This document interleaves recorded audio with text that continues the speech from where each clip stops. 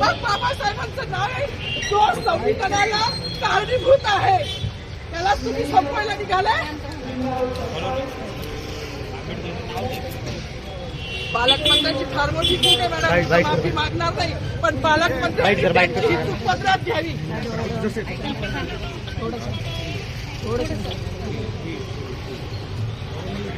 मला मीडियाशी घेणं नाही मॅडम, मला सस्पेंड केलं, मी वाळूच्या गाड्या उपसीन, मी माती काम करीन, पण बाबासाहेबांची ओळख पुसून येणार नाही. मला सस्पेंड करायचं करू शकता मॅडम, बाबासाहेबाला संपवायचं काम करायचं नाही.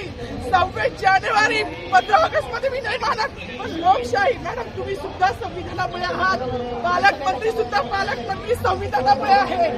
कोणताही जाती भेट नाही, सगळी समानता त्यांनी दिली आहे. बाबासाहेबांचं नाव आता तरी भाषणात येईल, मग तरी भाषणात येईल. ज्या लोक संविधानाला लोकशाहीला कारणीभूत नाही त्यांची नावं वारंवार घेतली गेली, मग जो संविधानाला कारणीभूत आहे तो प्रजासत्ताक दिनाचा जो मानकरी आहे त्याचं नाव भाषणात का नाही.